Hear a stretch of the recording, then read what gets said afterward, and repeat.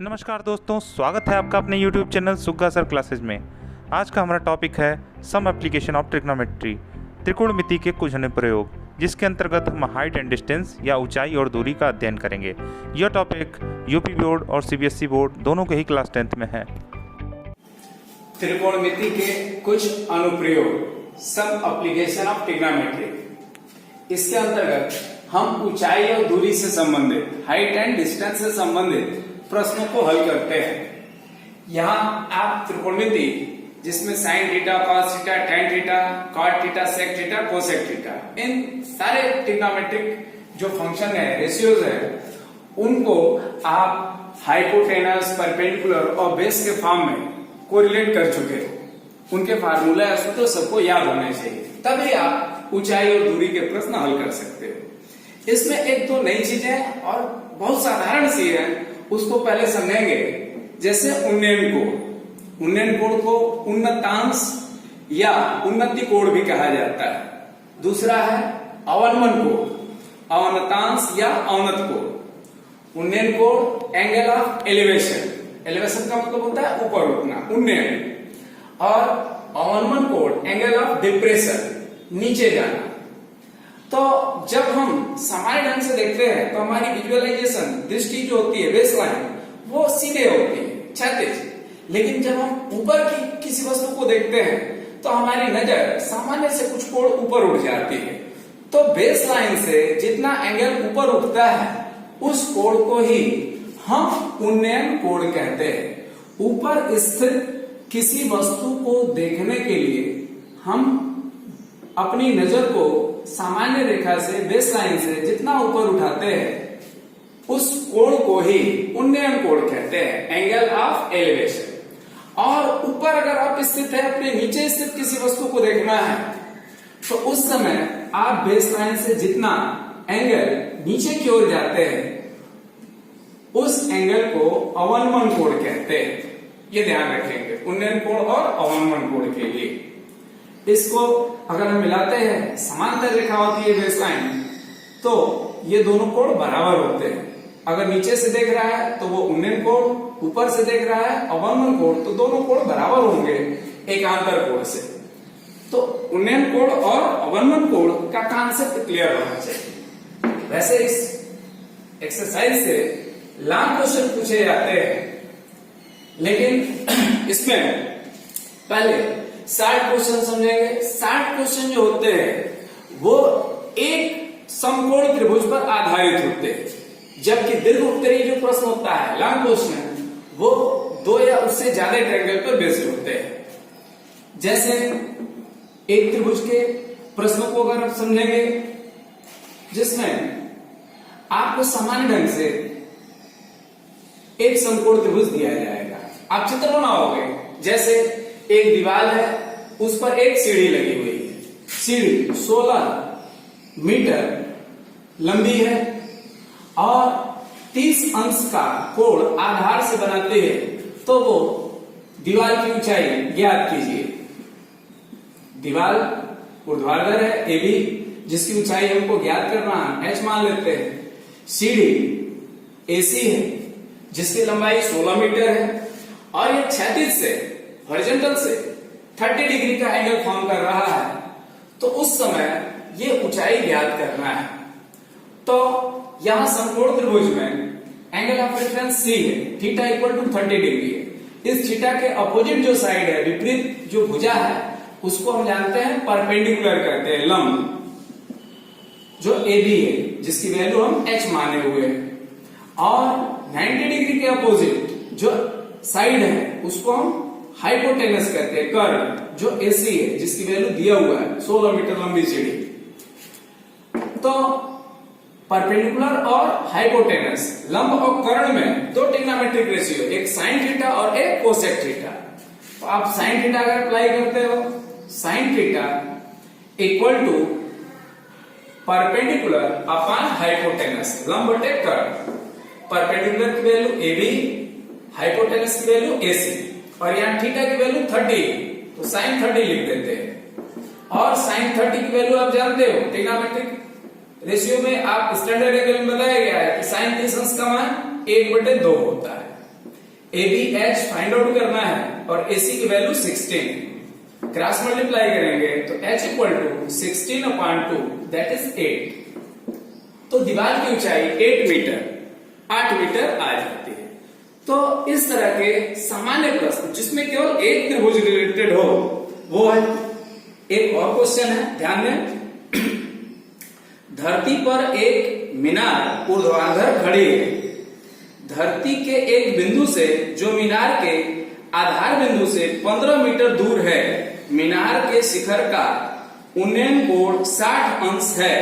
मीनार की ऊंचाई ज्ञात कीजिए। इसमें मीनार की ऊंचाई ज्ञात करना है।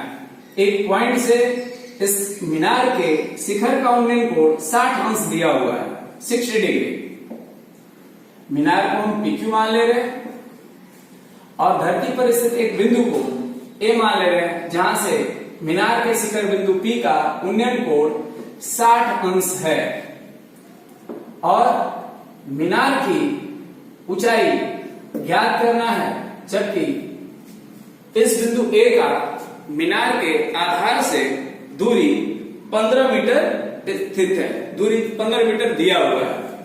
तो हमको थीटा के संदर्भ में जो 60 अंश है, हमको लंब और आधार, परपेंडिकुलर और बेस ज्ञात है। परपेंडिकुलर और बेस में ट्रिग्नोमेट्रिक रेशियो tan थीटा का यूज करते हैं। तो tan थीटा इक्वल टू होता है परपेंडिकुलर अपॉन बेस।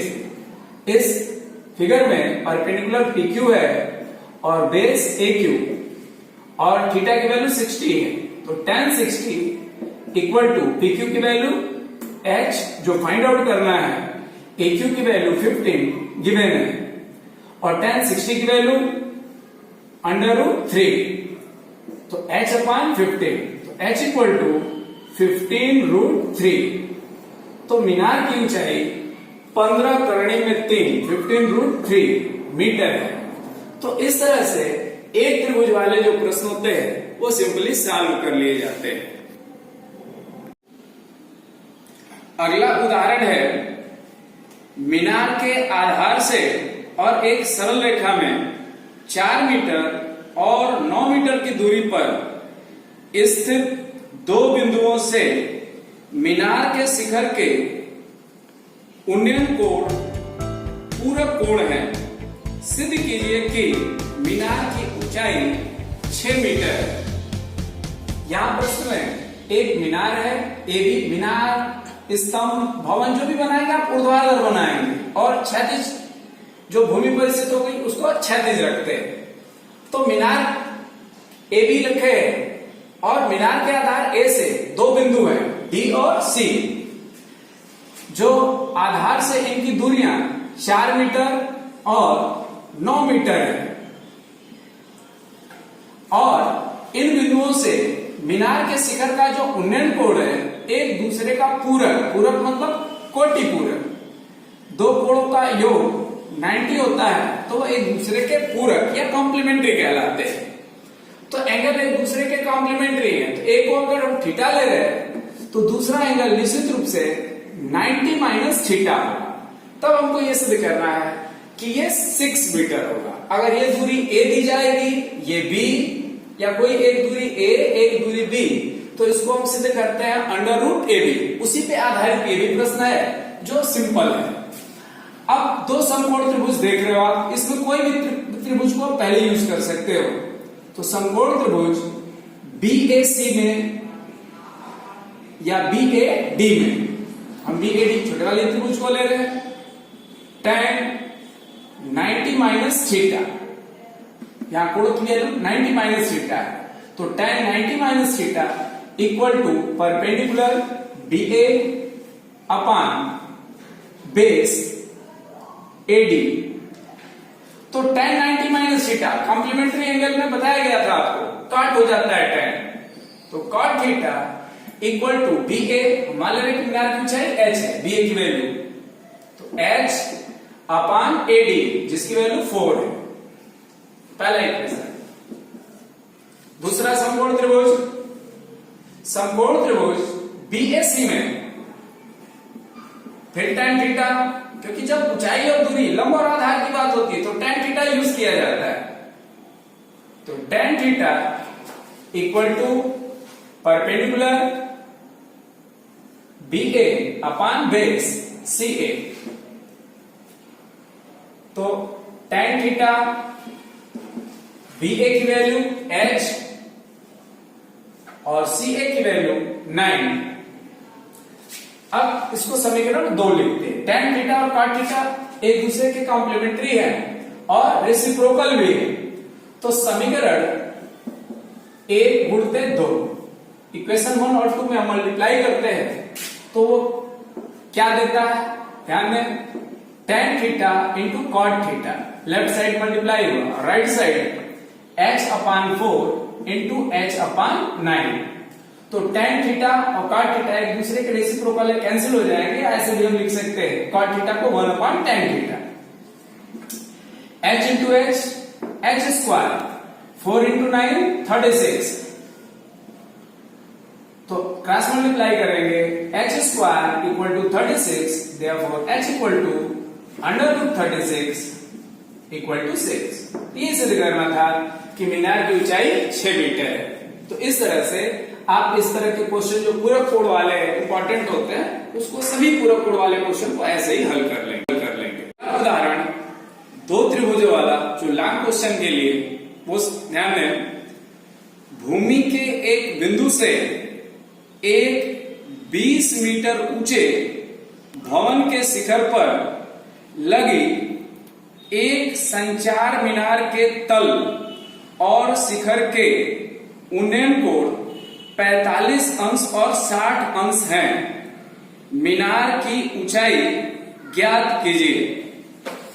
तो इसमें एक भवन है जिसकी ऊंचाई 20 मीटर है, इसके ऊपर मीनार है, संचार विभाग का मीनार, मतलब ये टेलीकॉम टावर है, और भूमि पर स्थित एक बिंदु से उस मीनार के आधार का उन्नयन कोण 45 अंश है। मीनार के आधार को हम C लिए हैं और मीनार के शिखर को D लिए हैं, जो एक भवन के ऊपर स्थित है।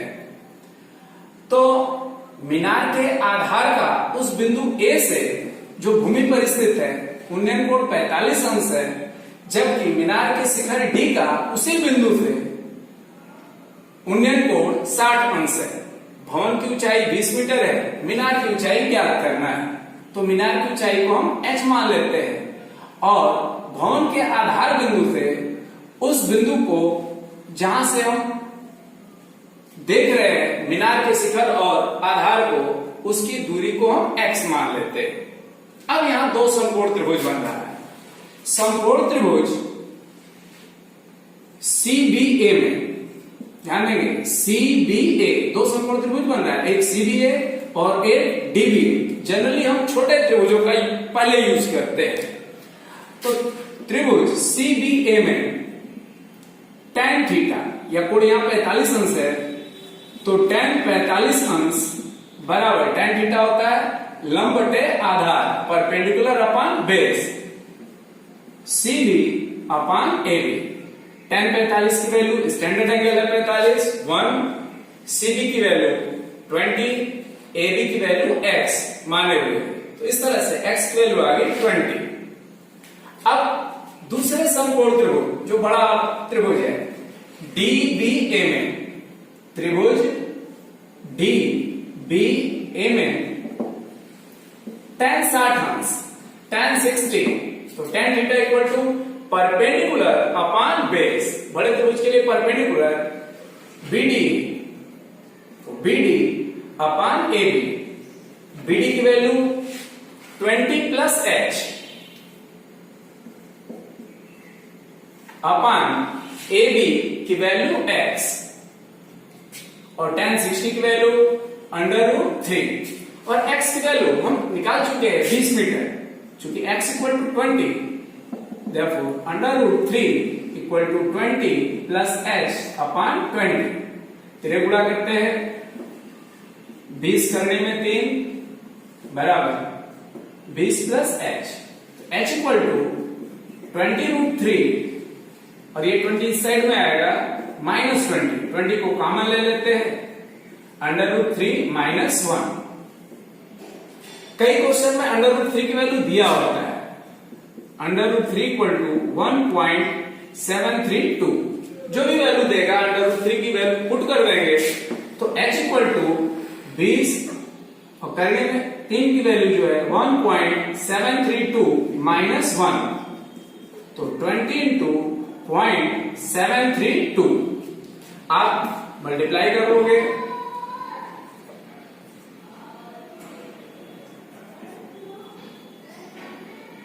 (14.64 मीटर। तो इस तरह से आप दो त्रिभुज वाले क्वेश्चन को सॉल्व कर सकते हैं। Thanks for watching this channel Suga Sir Classes. Please like, share and subscribe this channel. Thank you.